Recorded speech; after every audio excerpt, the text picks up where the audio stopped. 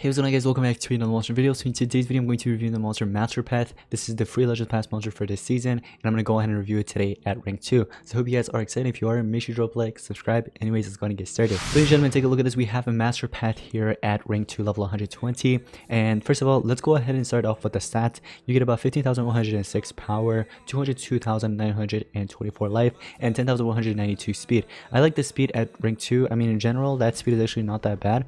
I do like that. Moving on, let's take a look at the trades. Immune to possession. Ooh, that could barely come in handy. Hardened, not the best, honestly. Status gets true vision. I like the true vision, but other than that, really, come on. So trade wise, not the best. It's pretty bad. Apparently it's a dark monster. I was expecting it to be at least dark and light because it's a combination of Nation's Path with Master Rat, right, together. So it should have been 2 elements, but they decided to just make him 1 element. Anyways, let's take a look at the skills here because this is really important. Alright, so AoE possession while dealing some damage. Okay, let's see what else we got. Low light damage to one enemy applies possession, double damage to one enemy. Alright, possession. This monster's terrible. Please tell me he has something else that's gonna make him good. Rat and Bat, which is a low dark damage to all enemies, applies 25% damage boost to all allies. Are you kidding me? Is that all? And then you have an AoE low nightmare. Damage boost at random elements of protection. So you're gonna be gambling that. Nightmare's Fall applies a random protection to itself. Are you kidding me? This is so bad, but these are his 4 best skills in my opinion, guys. So he's just one of those monsters that are going to be in the F tier, meaning that it won't be used at all, honestly. Like, it's the worst of the worst. Like, you know, the exclusive Legends Pass monster for this season, it's like that. So sadly, his skills are pretty bad because the only thing he really do is possession. I mean, there are monsters out there that could do even more than just possession, you know what I mean? So the thing is, another thing I actually noticed is the stamina cost. Look at the stamina cost on all of these skills. It's so high. So this is actually pretty bad. This is really, really bad. 4-turn cooldown on this. Just an AoE possession. Are you kidding me? Oh my gosh. Now the thing is, this one, if the possession doesn't land, you give the enemy just double damage while dealing low light damage. What's low light damage gonna do? So if you give them double damage, well, they're gonna destroy you. They're gonna work for you. So this is very, very bad. So I don't really like the skills. I don't like the traits. I do like the speed though. I'll give him credit for that. But let's take a look at the ultimate mix and match. Moderate dark damage to all enemies, applies possession to all enemies, restore all cooldown, and applies double damage to all allies. Interesting. Alright. So it would have been better if you give the possession and double damage to the enemies, because that way they could have actually worked for you. But again, that could also be risky because of the skill like this, for example. If the enemy's immune to possession, it'll suck for you. Or if they have hardened or something like that where possession doesn't land but double damage lands, it's gonna suck. But anyways, so overall those are the skills. Let's take a look at the relics. Oh, we have Staff and Trap. That, I'll give him credit. That's actually good for this monster. Having Staff and Trap, so you can run something like this, or you can do like another trap like Fundy's Trap or some Wormhole's Trap or something like that. And then there are some other ones that you can actually run here, for example. Let me see. So the only thing I really, or one of the things that I don't like about this monster is that it doesn't have PER. No room of positive status effect as a denier. That's really, really bad. That really sucks, trust. So here's what I'm gonna do. We have this one. No.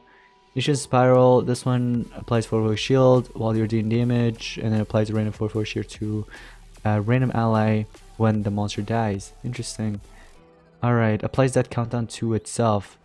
Immune to that countdown. Oh, I was like, what the heck? Alright, we're just gonna go with something like that then. Alright.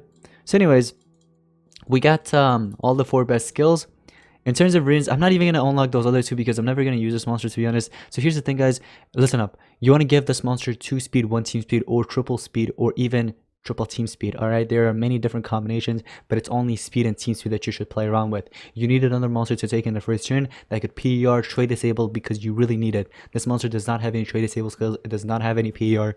Only thing it could really do is possess the enemy. So if you're really going to run this monster in your team, make sure you have another monster that will take the first turn before this one, that'll be fast enough to take in the turn before Master Path and do all of that. So here is what we're gonna do. So I'm just gonna go ahead and give him a level 4 speed rune. So ladies and gentlemen, this is the best monster to actually pair up with this, in my opinion, because it has PR, trade disable, NER skills, and even light hater if you're gonna be using oh, actually it's a dark monster, I forgot. But anyways, so basically it has all of those stuff in that monster, so it'd be a really good ally to pair up with Master Rat. Just make sure it takes in the first turn before Master Rat. Now let's say you go ahead and trade disable them all. Whoa, that's a lot of traits. What the heck? You kidding me? Alright, well, here's what we're gonna do. We are going to trade disable that monster real quick. And I'm pretty sure that monster had artifact. If not, well, let's just say it did, right? Also, we have Harden here to play around with. That's good. Here's what we're gonna do. We're gonna turn transfer over to Master Rat here. Did I call it Master Rat? It's called Master Pet. Alright, anyways, it doesn't matter. We're gonna go ahead and possess them. So possession lands most of the time, but sometimes it won't land. So be careful, especially with the double damage one. Alright, so we're gonna go ahead and charge up here real quick. Let this robot monster take in a turn in. Obviously, he's probably going to charge up unless he's running like a relic that's going to regenerate stamina. So here's the thing. After the monster's possessed, you need this monster to PER here for you. If the monster does not PER, here's what's going to happen, alright? We're going to go ahead and turn transfer again. Watch what happens here. So if you try to do the double damage with possession or another possession skill, it won't land. So all you're doing is giving the enemy double damage, which again can actually hurt you. So look, possession again won't land. It's because it's blocked, right? Now when you PER, that's when it gets rid of all the positive status effects. Now you can go ahead and, of course, if you want, turn transfer over, which we're going to do in just a second. So we're just going to turn transfer over, and now we can go ahead and possess again. And again, the only thing you can really do with this monster is rely on that possession, and that's about it. So it really sucks. There are better monsters out there that could do much more than just possession. So I would say, you know, run up those monsters instead of this one. He's not worth ranking up. He's not even worth running at all in your team, honestly. So this right here, the last skill that we haven't used yet, it's called Rat and Bat, which is a low dark damage to all enemies, applies 25% damage boost to all allies. So I guess that's somewhat decent, but there are other monsters that could do much better than just 25% damage boost. So now with a 25% damage boost, we're going to apply possession with double damage, but again, the enemy is going to charge up because this enemy is an adventure map and is not running any form of a relic that regenerates what's called stamina. So we're going to go ahead and PER again. So we're forced to PER multiple times, you know what I mean? We get the ultimate here, which is possession and double damage. So the possession to the enemy and double damage to yourself and all your allies. And you also restore cooldown, which is quite decent. So all the skills that you've used, it comes back on cooldown. So, you know, it's not on cooldown anymore, which is really sweet. So we're going to do is let this enemy attack himself. So this robot monster has minor blind, possession, and also trade disable. So hopefully the minor blind doesn't affect us and he actually ends up attacking himself. Oh, alright, well, you attacked yourself. Sweet. So what we're going to do is PER again because we don't want that. And we're going to go ahead and turn transfer. We're going to give ourselves damage boost for one turn. We can just eliminate it. It's fine. Alright, is there going to be a next wave? Yes, there is. Alright, so look, here's what happens if you try to possess monsters that are basically immune to possession, or if they have, like, for example, hardened or something. Do you have hardened? No, you don't? Just possession immunity? Okay.